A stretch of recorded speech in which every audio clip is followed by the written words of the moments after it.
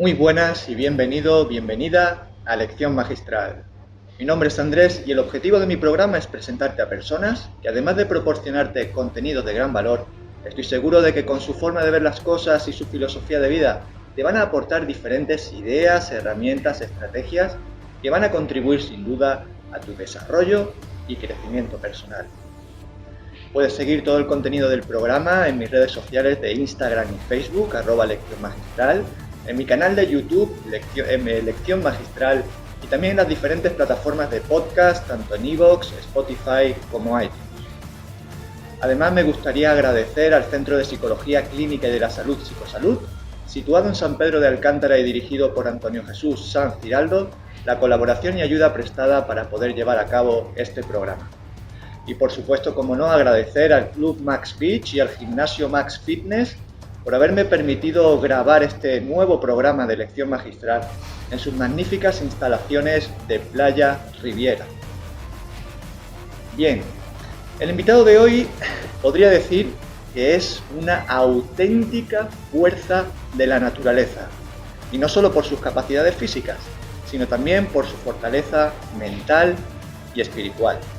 Y además, si a eso le añadimos la faceta solidaria que tiene, entonces comprenderán la categoría de persona con la que tengo la suerte de poder conversar hoy. Nacido en Córdoba pero afincado en Fuengirola desde hace ya muchos años, encontró en el deporte su auténtica forma de vida y en los deportes de fuerza su verdadera pasión. Gracias a ello descubrió a edad temprana el significado de valores tan importantes como el trabajo en equipo, el esfuerzo, la disciplina, la motivación, el no dar nunca nada por perdido hasta el final. Cualidades que, como él mismo cuenta, le han forjado para convertirse en lo que hoy en día es: un auténtico campeón. Porque la persona con la que tengo la suerte de poder conversar hoy es ni más ni menos que campeón de España, campeón de Europa, campeón del mundo de powerlifting en varias ocasiones, ostenta récords mundiales como el de haber levantado 300 kilos de peso en la modalidad de peso muerto, ha llevado a cabo la friolera de realizar 1000 repeticiones de sentadillas con 60 kilos de manera ininterrumpida en 4 horas y 15 minutos, es capaz de preparar un Ironman sin haber nadado ni habiendo pedaleado en su vida y preparando la prueba en tan solo 90 días. O también estar 24 horas seguidas pedaleando en una bicicleta estática. Además, es conferencista y aprovecha la experiencia que el deporte le ha dado todos estos años para transmitir a los más jóvenes los valores que le han ayudado a convertirse a él en el gran deportista y la excelente persona que es. Pero como te he dicho al principio, además de destacar como atleta, tiene también su faceta solidaria. Hace unos años se embarcó en un proyecto precioso llamado El Reto, donde a través de la grabación de una serie de documentales sobre deportes extremos, trata de recaudar todo tipo de fondos para donarlos a causas benéficas. Y como consecuencia de ello nace la ONG Say Less, Do More, algo así como habla menos y haz más, donde trata de agrupar al mayor colectivo posible de deportistas para que a través del deporte puedan luchar contra la desigualdad y recaudar todos esos fondos para poder destinarlos a todo tipo de causas sociales. Así pues, hoy tengo la suerte de poder tener en el programa a un auténtico strongman que es capaz de, entre otras cosas, levantar piedras de 200 kilos, arrastrar un camión de 12 toneladas o recorrer una distancia determinada con 2 objetos pesados de 150 kilos de peso en cada mano. Hoy tengo la suerte de poder conversar con el gran David Segorbe. David, ¿Qué tal, Andrés? ¿Cómo estás? Muy bien. Oye, muchas gracias Nada, hombre, gracias a ti. por concederme la oportunidad de poder tenerte aquí en el programa. Claro que sí. Oye, estaba hablando de todas esas gestas deportivas que has hecho y estaba pensando en el potencial tan grande que tiene un ser humano realmente, ¿no? Parece increíble todo eso que has hecho y bueno, de ahí se podría extraer quizá lo que te comentaba, ¿no? El potencial tan grande que tenemos en nuestro interior y que luego al final somos nosotros los encargados de darnos cuenta de ello y sobre todo de desarrollarlo, ¿verdad? En tu caso, ya que estamos hablando de ello, ¿cómo lo descubriste tú? Bueno, primero debería de empezar diciéndote que el ser humano no es consciente del potencial a nivel físico y a nivel mental que puede llegar a desarrollar. Eso está claro. Y de hecho es lo que yo trato de demostrar con este proyecto del reto, en el que se graban pruebas que a día de hoy no ha realizado ningún atleta.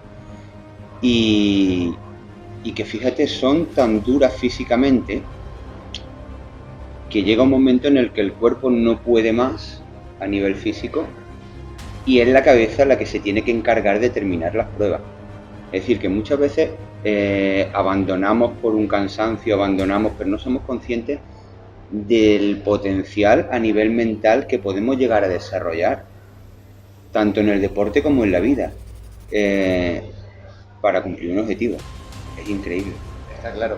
Y de la parte mental vamos a hablar porque bajo mi punto de vista es fundamental y es lo que marca la diferencia entre un buen deportista y los mejores, ¿no? Sí. Pero antes quisiera, y bueno, por supuesto vamos a hablar de esos proyectos tan bonitos que estás contando, de todas esas hazañas deportivas que ha hecho, pero antes me gustaría centrarme un poquito en cómo empezó todo, ¿no?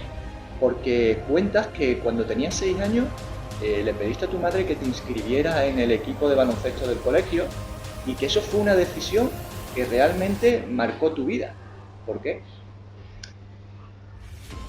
Bueno, con 6 años, la verdad que un niño con 6 años no busca inscribirse en el equipo de baloncesto buscando algo más que hacer amigos y divertirse. Pero indirectamente, esa primera toma de contacto mía con el deporte, y en este caso con el baloncesto, pues indirectamente me fue aportando unos valores que realmente después yo he sabido aplicar toda mi vida, porque un niño con 6 años todos sabemos que es una esponja y lo que le gusta lo absorbe y se queda para siempre, ¿no? Y a mí el baloncesto, aparte de diversión y aparte de amigos, que era mi objetivo más cercano, pues indirectamente me fue aportando unos valores como por ejemplo el compañerismo, el trabajo en equipo, deporte de equipo, trabajo en equipo, esa organización que se requiere, ese apoyar al compañero, ese compañerismo en definitiva y sobre todo ese respeto que todos teníamos a esa figura del entrenador que era el que nos iba dictando cómo se tenían que hacer las cosas y todo. Así que indirectamente son 3 valores que después son muy aplicables a la vida. Y por suerte a mí me sirvieron bastante hasta el punto de que esa etapa mía jugando al baloncesto pues fue lo que marcó y lo que despertó en mí esa chispa del deporte y del estilo de vida y de todo. Y fíjate que a partir de ahí pues ha sido toda una carrera ascendente hasta convertirme en quien soy hoy en día, ¿no? Fue la base. Valores tan importantes y de los cuales vamos a hablar durante el programa. Pero tú empezaste en varias disciplinas deportivas, empezaste con squash, tiro con arco, fitness, atletismo, y tu andadura en los deportes de fuerza empieza inscribiéndote en la Liga Nacional de Fuerza, donde se reunían los mejores strongman del país y teníais que hacer pruebas tremendas. ¿Qué recuerdas de aquella época, David? Porque tú eras muy jovencito por aquel entonces, ¿no? Bueno, la verdad que después de esa andadura que tú dices por varios deportes, como el squash, el tiro con arco y demás, eso fue solo, digamos, un poquito la búsqueda para ver dónde David se ubicaba y cuál era su zona donde se sentía bien, ¿no? Porque, mira, el paso del baloncesto, estamos hablando de niño, ¿no? El paso del baloncesto al squash, el squash tú sabes que es un deporte individual, es un deporte de raqueta, fue un paso grande porque en ese caso estamos hablando que te olvidas del trabajo en equipo, y ahora el resultado únicamente depende de ti. O sea, es un deporte individual donde tú tienes que buscar el hacerlo todo. Claro. ¿Mm? Y bueno, pues la verdad que fue un cambio bastante importante, lo mismo que el tiro con arco. Y la verdad que, bueno, pues tras pasar por esos deportes durante muchos años, pues un día descubrí, porque yo siempre he sido un fanático del gimnasio, y descubres de casualidad el deporte de fuerza. ¿Mm? Descubres el deporte de fuerza y bueno, pues todos hacemos nuestras pruebas en el gimnasio y ves que no se te da del todo mal. No tienes técnica, no tienes disciplina, ¿no? Pero no se te da del todo. Había potencial, ¿no? De lo que estábamos hablando al principio. Exactamente. Empiezas a descubrir tu verdadero sitio, ¿no? Y como realmente es algo que te apasiona, porque para practicar un deporte primero tiene que apasionarte, tiene que gustarte lo que haces. A mí me gustaba, ¿no? Y por suerte descubrí una disciplina en la que me encontraba muy cómodo y me divertía. Hasta el punto de que, bueno, pues tuve la suerte de conocer en Sevilla al que fue, digamos, la persona que detonó en mi cabeza esa chispa por el deporte de fuerza, que fue Pedro Moriana, que en esa época él era el actual hombre más fuerte de España. Estamos hablando en el año 2004 o así. Él era el actual hombre más fuerte de España y la verdad que tenía un gimnasio muy precario, muy old school, y la verdad que a mí eso me encantaba porque era el tipo de gimnasio que yo había vivido desde siempre, ¿no? Y solo el ambiente que allí se respiraba pues ya me ponía el vello de punta. Si a eso le suma que ese gimnasio estaba lleno de ruedas, de coches para volcar, de bolas de piedra y de todo, pues eso me apasiona. Pero claro, en el Strongman había un inconveniente, y es que es un deporte en el que por esa época no había categoría. Entonces, para practicarlo tenías que entrar directamente en la categoría élite, donde te encontrabas con tíos de 160, 200 kilos de peso. ¿Qué pesabas tú en aquella época? Y bueno, pues yo te digo que en esa época yo podría pesar en torno a los 80 kilos. Entonces no estábamos a igualdad de condiciones. Y la verdad que me costó varios años de entrenamiento, de lesiones, de dolores, de roturas, hasta ya no ponerte a la altura, pero para alcanzar un nivel medianamente bueno dentro de este deporte, ¿no? Y bueno, pues llegó un momento en el que tuve la oportunidad de competir. Creo que quedaste incluso sexto o octavo, ¿no? Quedaste. Mira, mi primera competición fue el Open Internacional de Aranjuez, que es un Open de Strongman que se celebra desde hace muchos años ya. Y quedé el último. Pero el simple hecho de estar en una competición, de medirme con atletas que casi me duplicaban en peso corporal, y estar yo ahí no haciendo, sino intentando hacer lo que ellos hacían, y fue una satisfacción tremenda. Es como decir, bueno, he conseguido llegar hasta aquí. Y yo soy de los que piensan que cuando quieres progresar en una disciplina deportiva, debes de ir a competiciones, porque en la competición es donde se coge realmente la experiencia y el rodaje de lo que es realmente esa disciplina. Porque si únicamente nos dedicamos a entrenar en el gimnasio, nunca sales de tu zona de confort, que el gimnasio es tu barra, son tus discos, es tu entorno.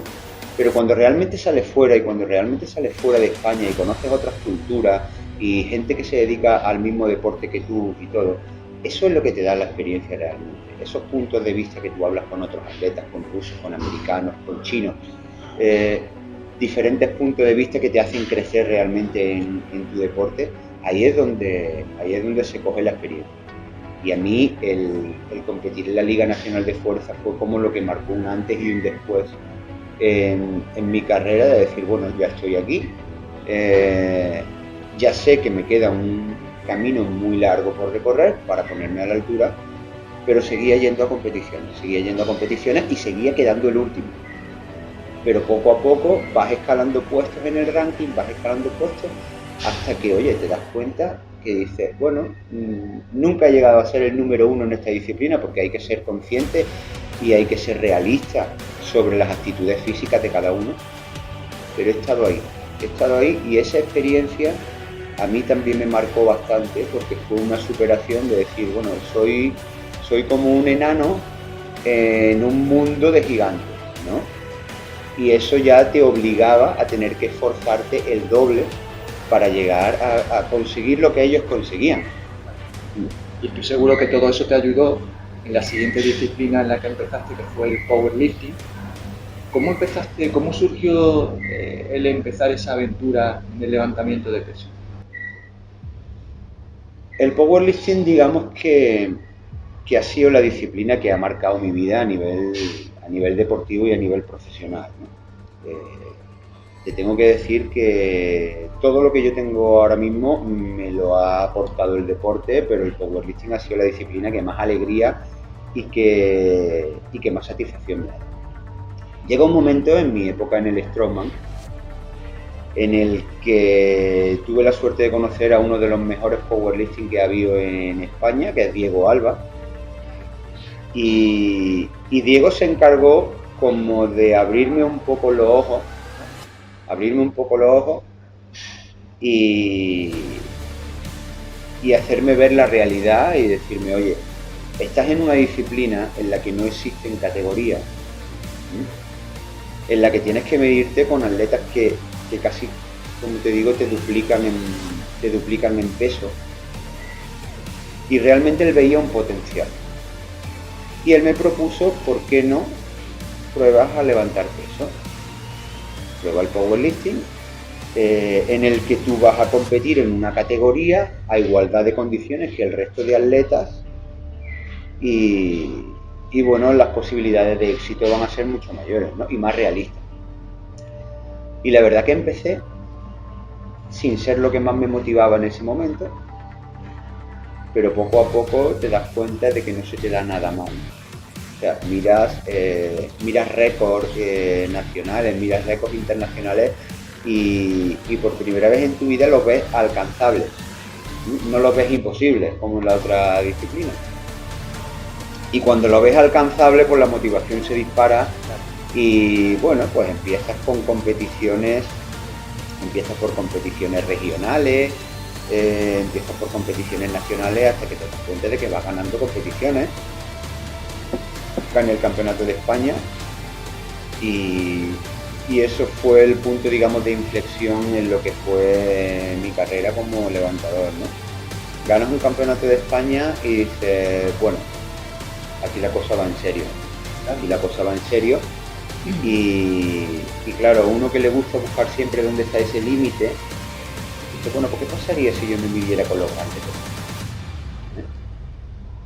Y ahí empieza una andadura que en varios años pues tuve la suerte de ganar el campeonato del mundo en Inglaterra.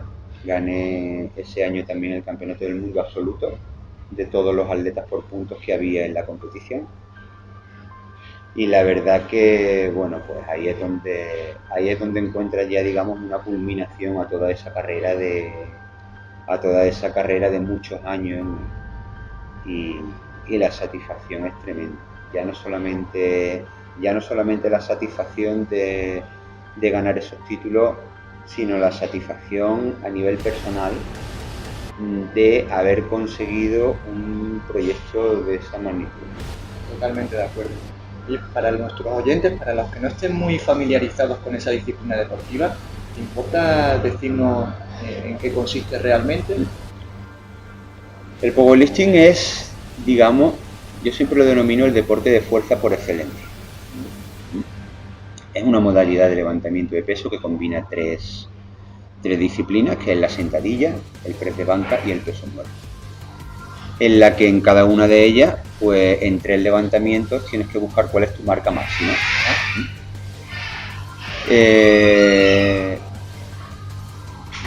La verdad que siempre hay, de los 3 levantamientos, son muy pocos atletas los que dominan al 100% los 3, siempre hay preferencia a nivel, bueno, hay personas que a nivel biomecánico pues se le da mejor el peso muerto, se le da mejor el press de banca, se le da mejor la sentadilla.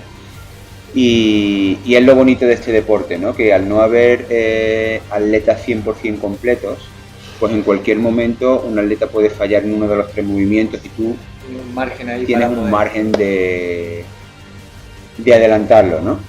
¿A ti cuál es la disciplina que se te daba mejor? ¿Cuál era con la que más disfrutabas? Mira, yo la sentadilla siempre ha sido mi movimiento favorito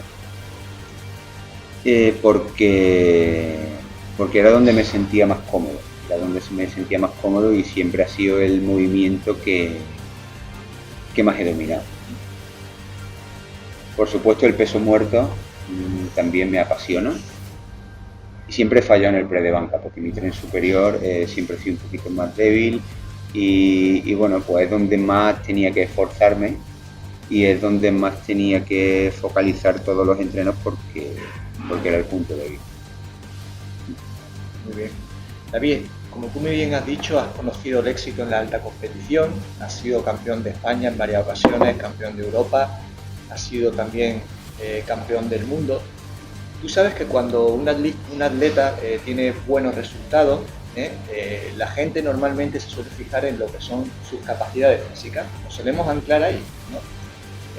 Lo fuerte que está para lanzar o levantar un objeto pesado, lo rápido que corre, lo alto que salta, pero luego obviamos, bajo mi punto de vista, una cosa muy importante de la que precisamente has hablado al principio de esta entrevista y que bajo mi punto de vista yo creo que es lo que marca la diferencia entre los entre los buenos deportistas y los mejores, como es la parte mental.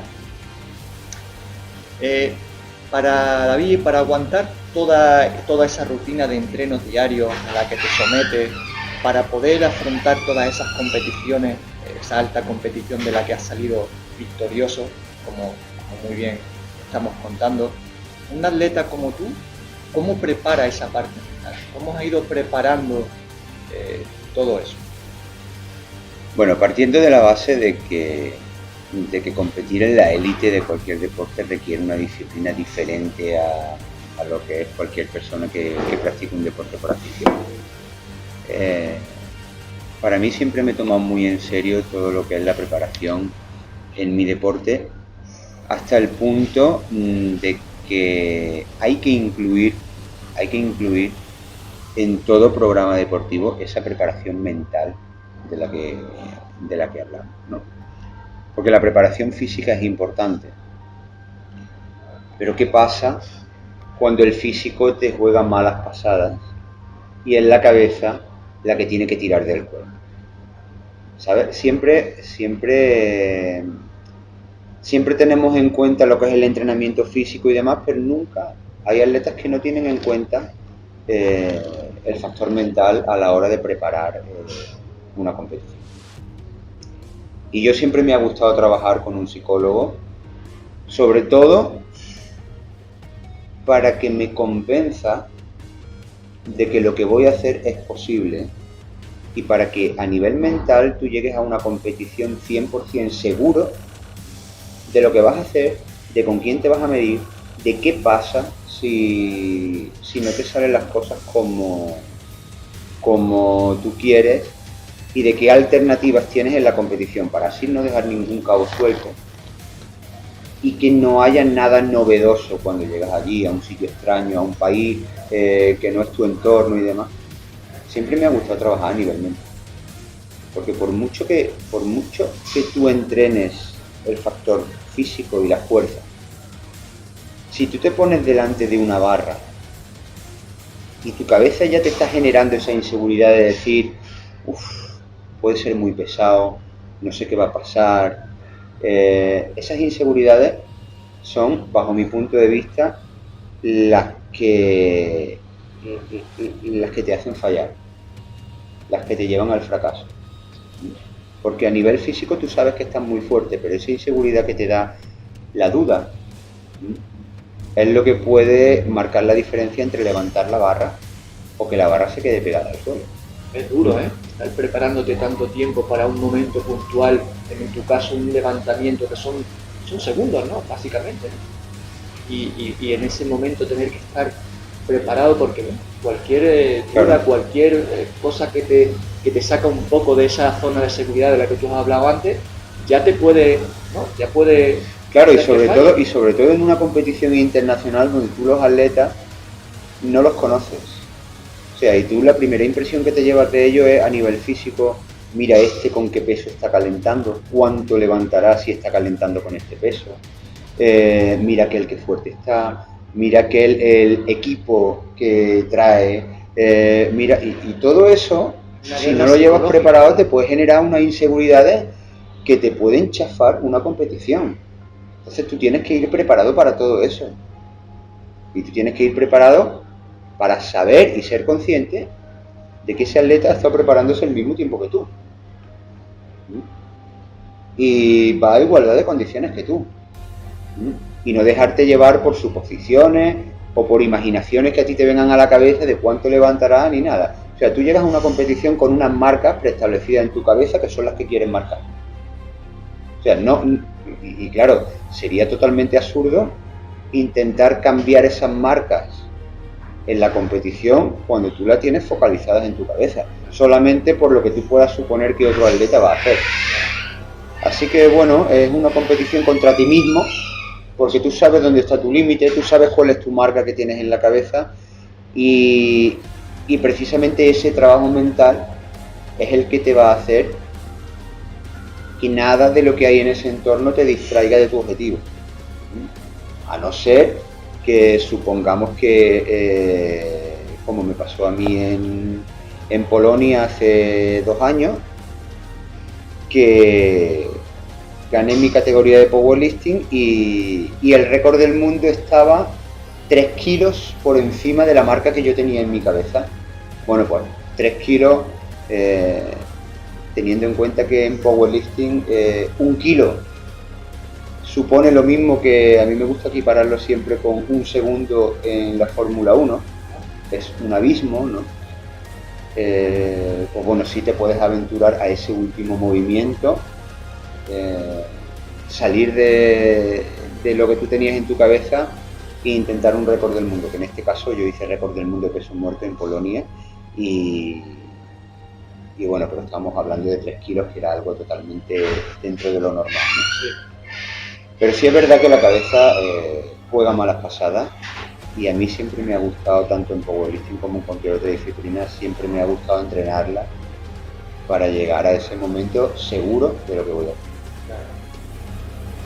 En mayo de 2018, David, vives quizá el que es el episodio más traumático de tu carrera deportiva, justo antes de partir para el Campeonato de Europa en Francia, en la última sesión preparatoria de entrenos antes de partir. Bueno, pues en un entreno de sentadilla, tu tendón del cuádriceps de la pierna derecha no aguanta más y se rompe. Estamos hablando de la parte mental, de lo fundamental que es tener esa parte mental trabajada.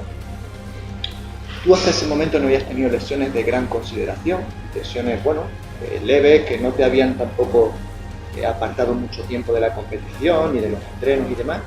Y de repente, cuando estabas en tu mejor momento a nivel deportivo, porque estabas muy fuerte en ese momento, a nivel personal y sobre todo a nivel profesional, porque te estabas embarcando en proyectos geniales, estupendos, de los que vamos a hablar ahora, de repente, como digo, te ves en una ambulancia metido, camino del hospital, con la pierna destrozada, a punto de pasar por el quirófano y a punto de enfrentarte a toda esa incertidumbre, como el hecho de no saber lo que te ocurría realmente, no saber qué va a pasar, cómo vas a quedar, si te va a permitir seguir compitiendo, etcétera, etcétera, etcétera.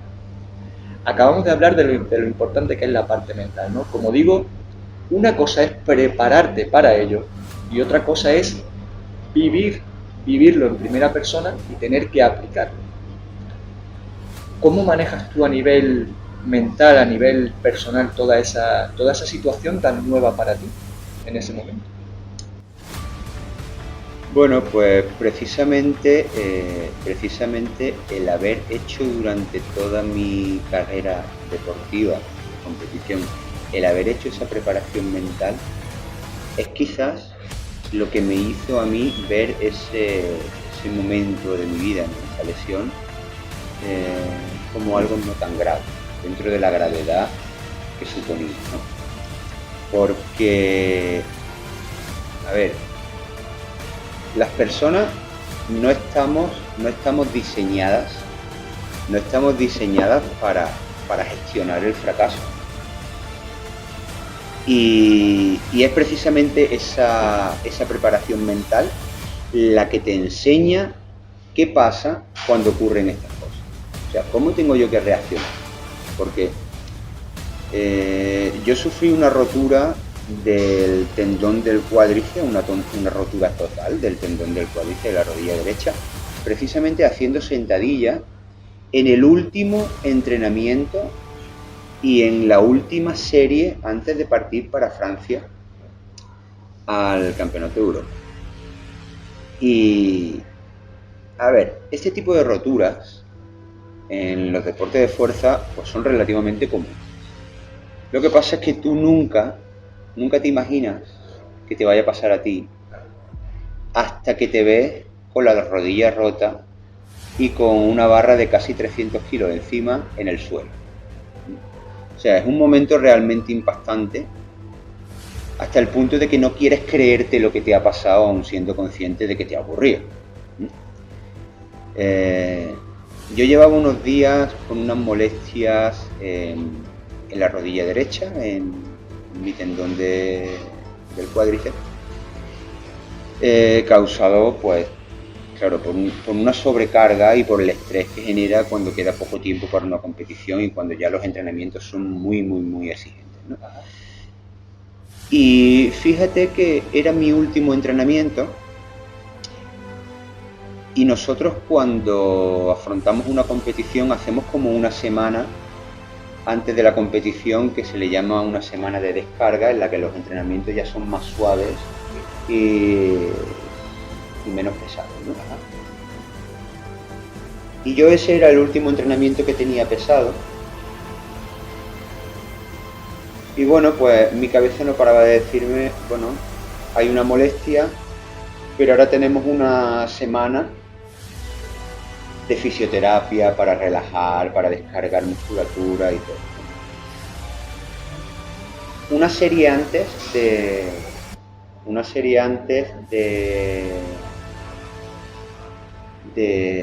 sufrir la rotura, yo tenía un dolor grandísimo en la rodilla, hasta el punto de que llegué a llamar por teléfono a mi entrenador, Ale Rodríguez, y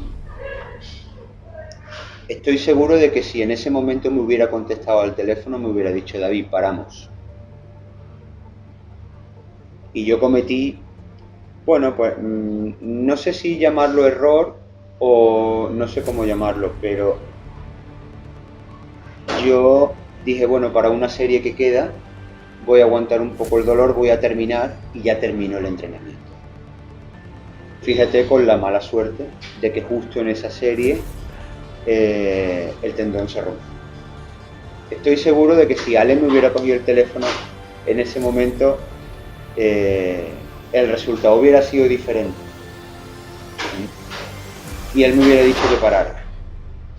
Pero fíjate, esa búsqueda del límite y de querer hacer las cosas bien, ¿a dónde te lleva, no? Te lleva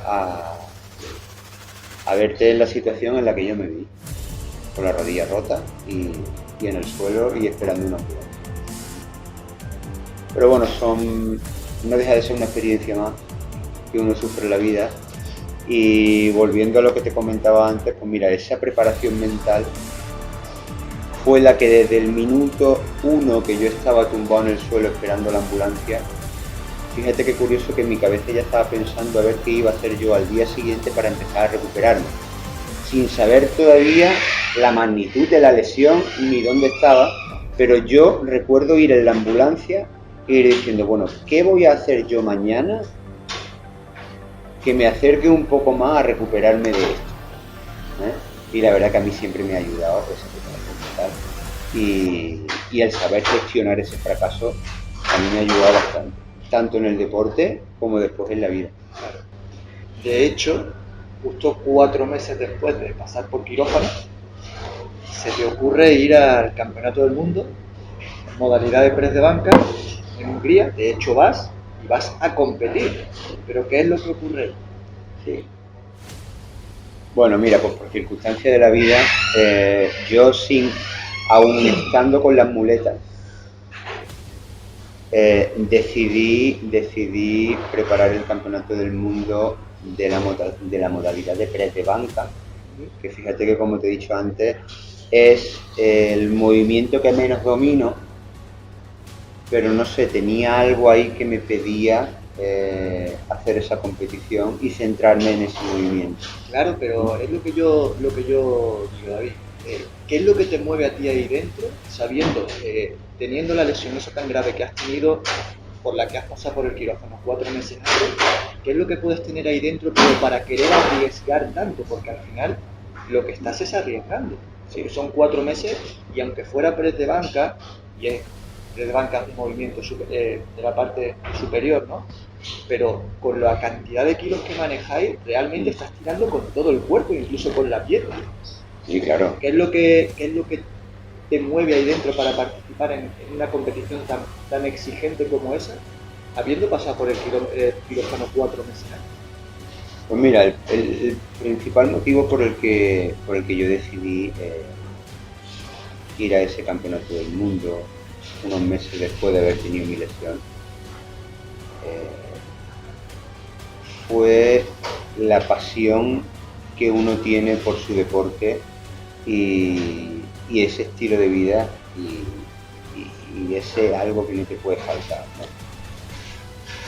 Sí es verdad que para el movimiento del press de banca, aunque las piernas son una parte muy importante en ese movimiento, pero no afecta tanto. Y yo la verdad que me veía con ganas y con posibilidades. Ya no solamente, o sea, yo no iba a ese campeonato del mundo buscando un título, pero sí iba buscando a nivel personal mío una meta y una superación. Yo iba buscando algo así como decir, bueno, he tenido una lesión, pero he sabido reinventarme y he salido de ella y he vuelto a la competición. Eso es lo que yo tenía en mi cabeza. Pero fíjate que por circunstancias de la vida, unas semanas antes de irme para Hungría, yo empecé con unas molestias en mi hombro derecho, que conforme se iba acercando la competición se iban acentuando. Yo tenía mi plaza en Hungría,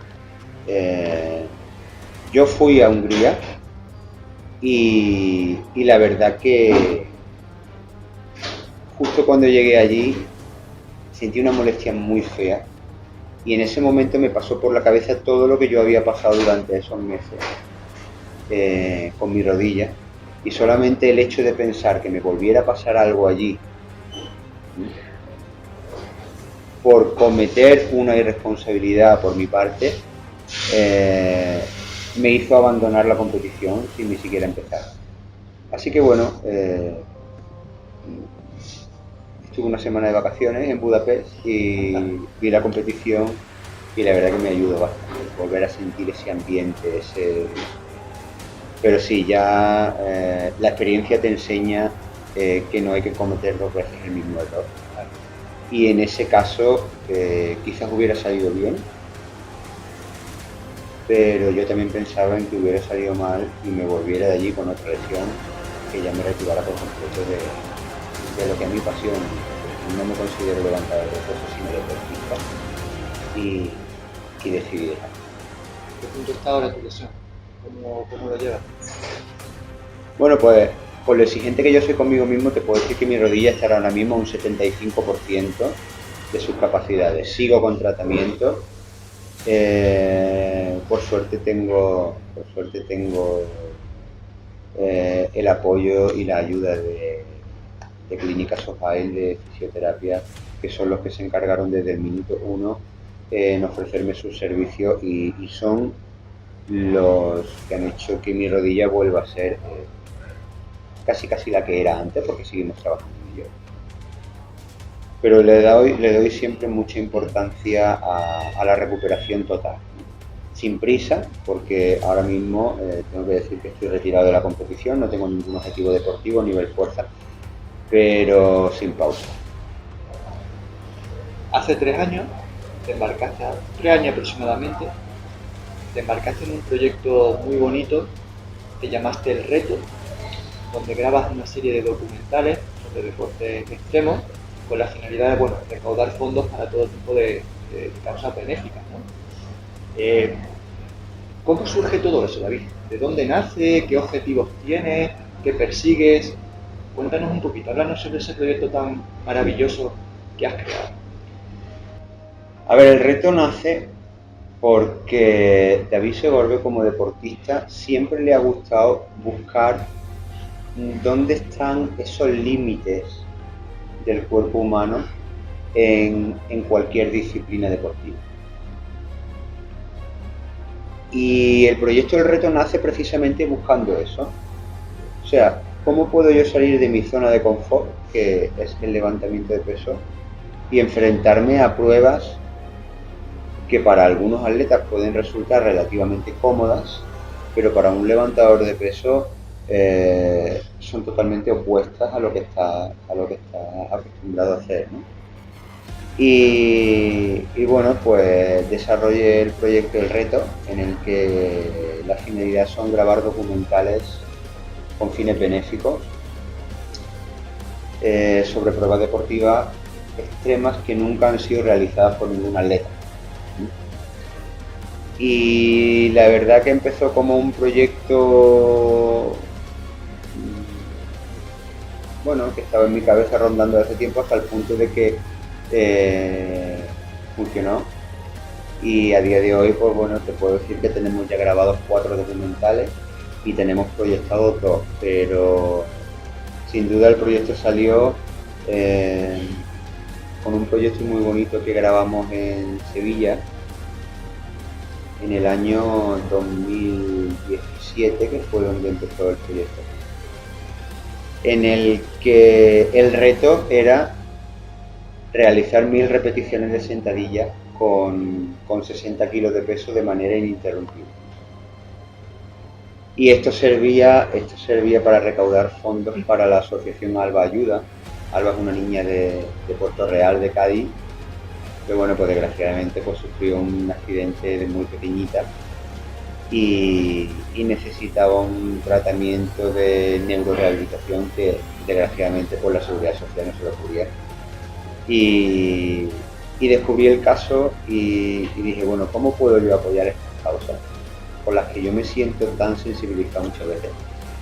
Y cómo puedo yo apoyarlo, ¿no? Y bueno, pues mi forma de aportar mi grano de arena con ese tema fue utilizando lo que más me mueve y mi pasión más grande, que es el deporte, y realizar algo tan duro como para llegar a concienciar a las personas sobre la dureza del día a día de estas personas, ¿no? El día a día de estas personas y de una persona pues, que sufre un accidente o que tiene cualquier patología y demás.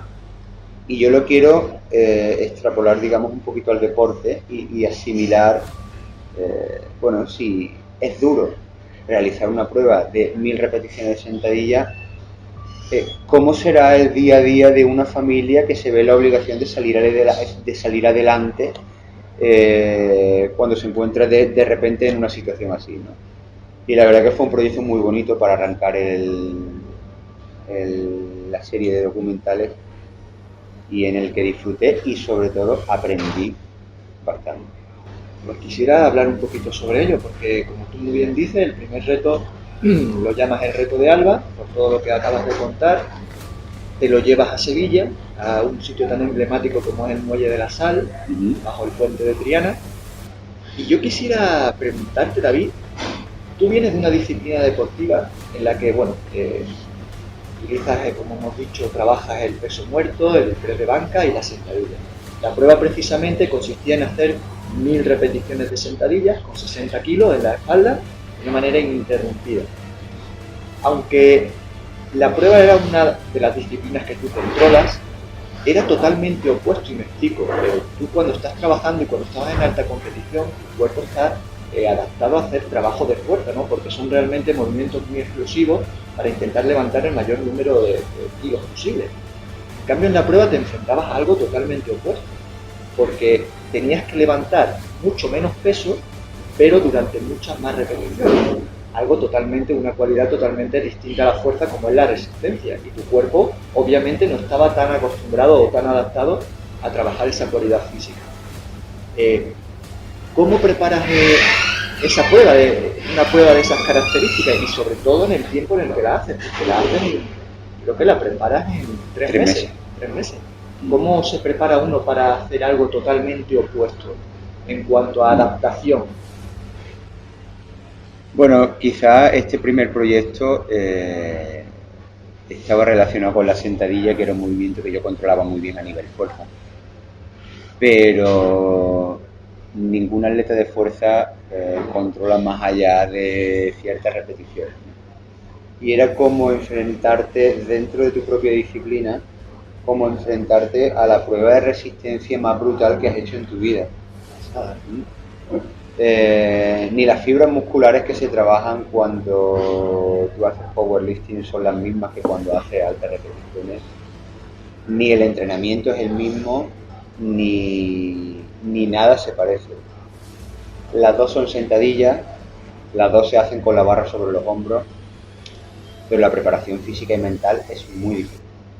Es muy diferente porque estamos hablando que precisamente en este proyecto pues fueron 4 horas y 20 minutos haciendo sentadilla ininterrumpidamente con 60 kilos. Entonces, cuando tú te enfrentas a un proyecto tan duro como estar 4 horas y 20 minutos debajo de una barra, imagínate la preparación mental que tienes que llevar para eso, porque en 4 horas tú sabes que tienes que estar haciendo sentadillas, pero son 4 horas en la que continuamente tu cabeza te está mandando mensajes de que pares, pero desde el minuto 1. Desde el minuto 1. De eso quería hablarte, porque durante la prueba, tuviste 2 momentos especialmente duros. El primero, cuando llevabas 400, tú creías que llevabas 400 repeticiones aproximadamente, y de repente escuchas en mitad de la prueba al speaker decir que llevabas un número bastante inferior. Eso fue un primer mazazo a nivel mental brutal, pero bueno, te recuperaste bastante bien, la verdad. Y luego llegó el segundo, que el segundo fue un momento crítico y muy duro. Cuando acabas de superar las 700 repeticiones, te sientas en la silla para, tomar ese minuto que te permitía, la organización de la prueba te permitía tomar un poco de aire, hidratarte y demás entre serie y serie. Y de repente empiezas a sentirte mal, empiezas a estar mareado, con ganas de vomitar, desorientado, empiezas a tener visión borrosa, fuertes dolores de cabeza, las piernas totalmente congestionadas, dolor de cuello, de espalda como consecuencia de la presión esa continua de la barra. Y hay unas imágenes que son tremendas, de un David en la silla, con la toalla sobre la cabeza, totalmente roto, destrozado, incluso llorando de la frustración y de la impotencia que estabas sintiendo en ese momento, porque la prueba veías que se te escapaba. David, te quedaban 300 repeticiones, estabas totalmente roto, tu cuerpo al límite. Como tú muy bien has contado, tu cabeza, tu mente, como algo primitivo, natural del ser humano, que lo que quiere es nuestra supervivencia, te estaba diciendo, mira, para allá, que está muy bien, 700 repeticiones está genial, vístete, vete para casa, date una ducha y lo dejamos aquí. En ese momento de sufrimiento, en ese momento de dolor, ¿cómo eres capaz de levantarte de esa silla y terminar la prueba? ¿Qué proceso mental hay ahí dentro que, bajo mi punto de vista, es lo que marca la diferencia entre un ganador y un perdedor? ¿Cómo terminas esa prueba? Bueno, lo primero es que yo, para hacerle frente a la preparación de esta prueba, yo estuve trabajando con un entrenador especializado en pruebas de resistencia como triatlón, como Ironman, como este tipo, ¿no? Estuve trabajando con Rafa Morris, que es un grandísimo entrenador de prueba de resistencia, porque precisamente, aunque fuera sentadilla, pero teníamos que enfocarlo como si fuera una prueba de resistencia de larga distancia, porque es lo que era. Y curiosamente, en un entrenamiento, el mayor número de repeticiones que nosotros hicimos en el entrenamiento más límite rondaba las 600 repeticiones. Ajá. Es decir, mi cabeza ya sabía qué pasaba hasta las 600. Pero todo lo que superaba las 600 ya era como un territorio inexplorado. Y el factor mental era el que tenía que encargarse de hacer esas 400 que quedaban. Sí es cierto que yo en ningún momento quise, a lo largo de la prueba, saber las repeticiones que llevaba, porque eso me iba a generar un estrés que yo no me quería causar, ¿no? No quería estar pensando en eso. Yo solo quería tirar y que llegara un momento en el que mi entrenador, en momentos puntuales, me dijera las que llevábamos, pero porque sabía que el saberlo me va a animar, pero tenía que ser él. Pero fíjate que yo en mi cabeza tenía una cifra marcada cuando llevaba aproximadamente 2 horas, 1 hora 45, 2 horas. Yo tenía una cifra marcada y era en torno a que yo llevaba unas 400 repeticiones. Y bueno, pues desgraciadamente el chico que había allí de speaker pues animó a la gente diciendo que David lleva 200 repeticiones. Hostia. Estamos hablando que en ese momento tú tienes en tu cabeza marcada una cifra que de pronto se ve reducida a la mitad.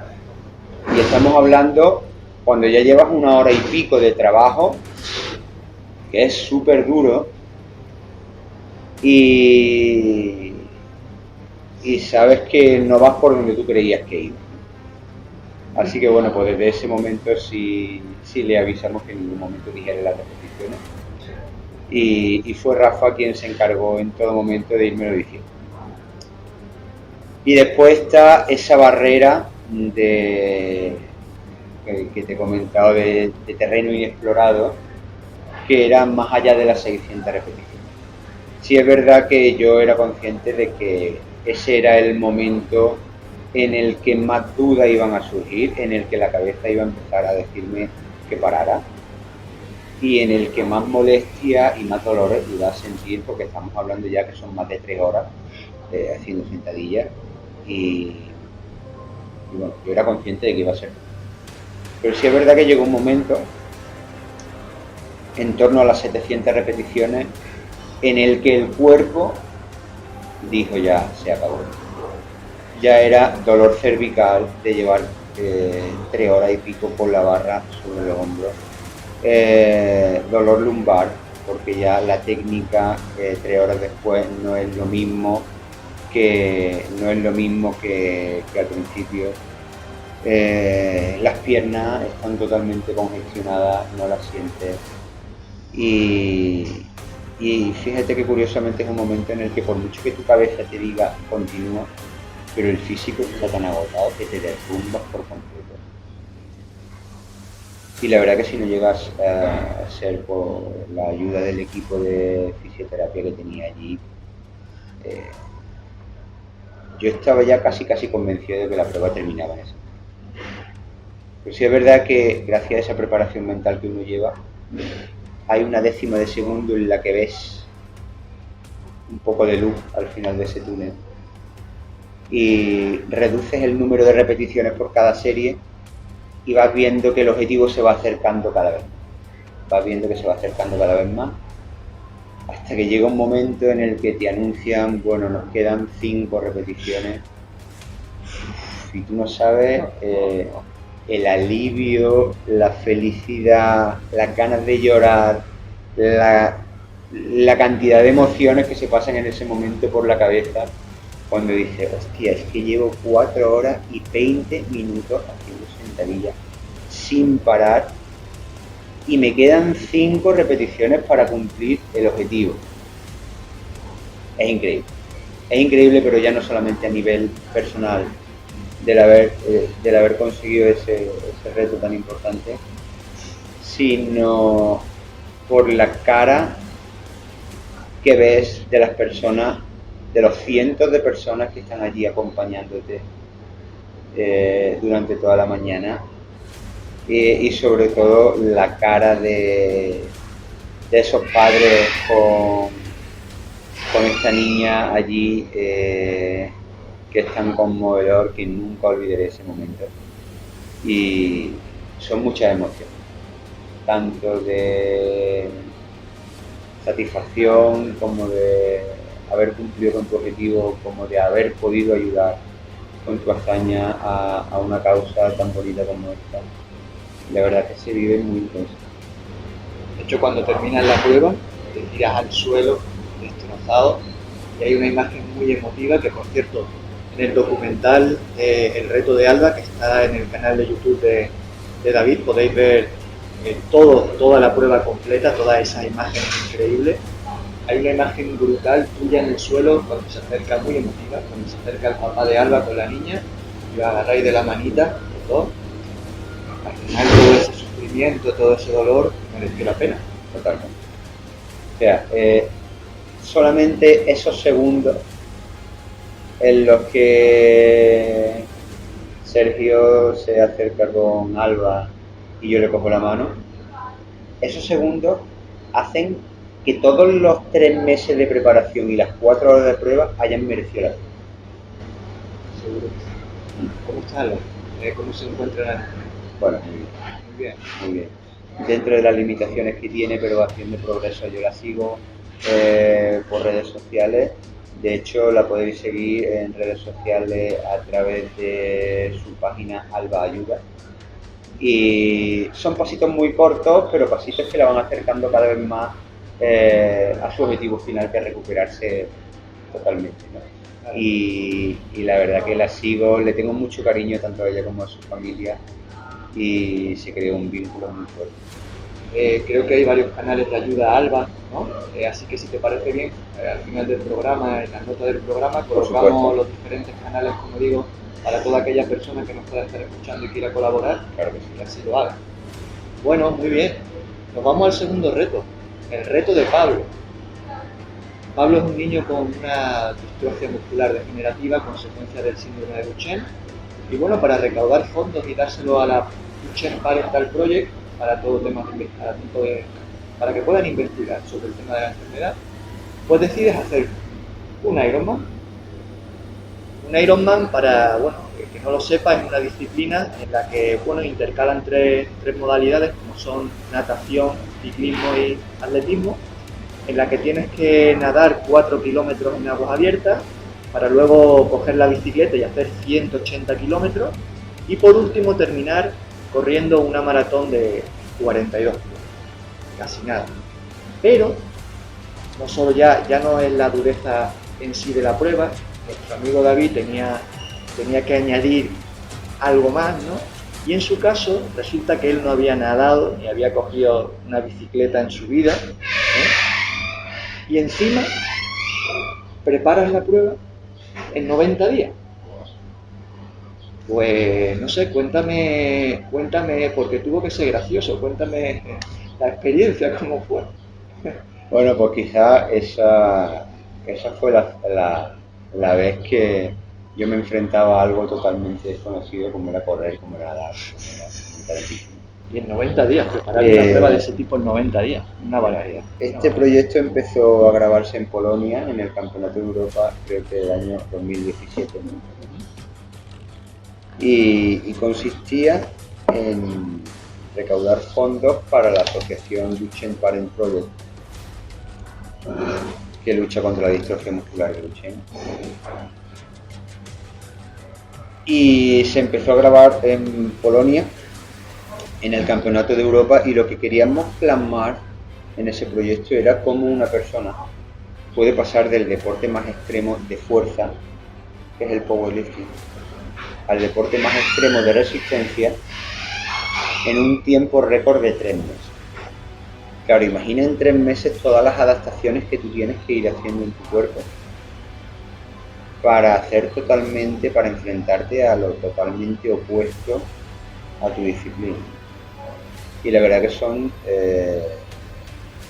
3 meses muy duros, porque yo personalmente no había nadado nunca, ni había corrido, ni había montado en bicicleta. Es decir, era algo totalmente desconocido para mí, a lo que tuve que hacer frente en muy poco tiempo. Pero sí, la verdad que me aportó una experiencia muy bonita, porque cuando te enfrentas a algo desconocido, ese afán de superación como que se acentúa, y dices, no puedo fallar. Más cuando tienes a tantas familias de esta asociación pendientes de lo que estás haciendo por ellos. Y bueno, pues si piensas que hay un tiempo límite para terminar un Ironman, que son 17 horas de manera oficial, pues yo por suerte conseguí terminar ese Ironman en 16 horas y 54 minutos. O sea que fue bastante duro porque hubieron muchos momentos en la prueba, mucho más que cuando hice la prueba de la sentadilla. Hubieron muchos momentos en los que yo me veía ya fuera, yo veía ya el reto como no conseguido, sin ir más lejos, a los 20 minutos de empezar en el agua, que sufrí una hipotermia porque lo hicimos en el mes de diciembre, justo 20 minutos que me hizo salirme del agua y yo pensaba que ahí se terminaba. Y a partir de ahí fue un inconveniente detrás de otro, hasta que terminó la prueba. Pero muy bonito, una experiencia muy grande y muy satisfactoria. Claro que sí. Oye, en el tercer reto trata de recaudar fondos para la asociación Hogar Abierto y te dispones a realizar 24 horas pedaleando en una bicicleta estática de manera seguida. De los 3 retos, a nivel personal, ¿cuál consideras, por curiosidad, que fue más duro? ¿El Ironman por encima de todo? Incluso de las 1000 sentadillas y de estar 24 horas seguidas en una bici estática pedaleando. Bueno, no sabría qué decirte porque cada uno tiene una dureza diferente, y unos momentos buenos y unos momentos malos diferentes. Pero yo, si tuviera que decirte uno, te diría que en el Ironman lo pasé muy mal. Bueno, David, además de ser un grandísimo deportista, un gran atleta, que utiliza el deporte con fines solidarios, como estamos hablando, también tienes tu faceta de conferencista. Y bueno, tratas de aprovechar toda esa experiencia que te ha estado brindando el deporte estos últimos años para intentar transmitir a los más jóvenes esos valores que te han hecho a ti el gran deportista y la excelente persona que eres hoy en día, y que bueno, que intenten pues aplicarlo a todos los ámbitos de su vida. A ti, a nivel personal, ¿qué valores te ha transmitido a ti el deporte? ¿Que se te han quedado más de? Bueno, son muchos, la verdad, son muchos porque el deporte te aporta unos valores tan grandes, y sobre todo cuando te enfrentas a pruebas tan extremas, pasan tantas cosas por tu cabeza y vives tantos momentos difíciles que yo siempre trato de buscar la parte positiva de todo y aplicarlo después a mi vida personal. a mi vida personal, a mi vida empresarial, a mi vida familiar. Todo es aplicable a través de esa experiencia con el deporte. Y la verdad que las conferencias que damos se centran básicamente en eso, ¿no? En enseñar a las personas todos esos valores que a mí personalmente, con mi experiencia deportiva, me ha aportado el deporte, para que ellos sepan aplicarlo a su vida personal, pero ya no solamente en el deporte, sino en los negocios y en todos los ámbitos, ¿no? Y la verdad que es sorprendente ver cómo una persona, cuando tú le cuentas tu experiencia deportiva, puede llegar a identificarse tanto, ¿no?, sin ser deportista, en cualquier aspecto de su vida, ¿no? Porque el deporte no deja de ser una empresa que requiere de una planificación, que requiere de una organización y que te aporte una experiencia. Es exactamente igual que un negocio.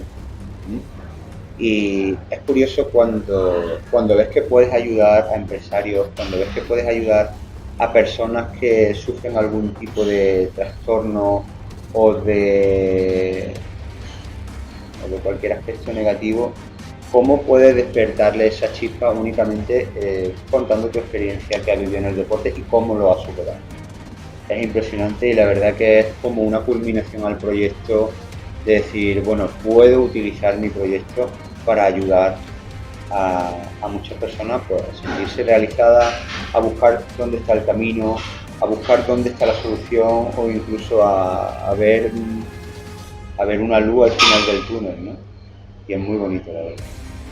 Y es fácil transmitir a los más jóvenes, sobre todo por todo este momento en el que estamos, donde prima tanto lo que es la competitividad, ¿no?, las comparaciones constantes, ¿no?, esa superficialidad, esa búsqueda de perfección en tu vida diaria, en tus redes sociales, el no ver que fracasas, ¿no?, el no aceptar el fracaso, el miedo a no aceptarse, a que no te acepten, ¿no?, como consecuencia de ello, ¿no? Es fácil, como digo, transmitir esos valores hoy en día debido a todas estas causas que te comento a los más jóvenes. Esos valores. No es difícil porque los chavales para los que yo imparto esas charlas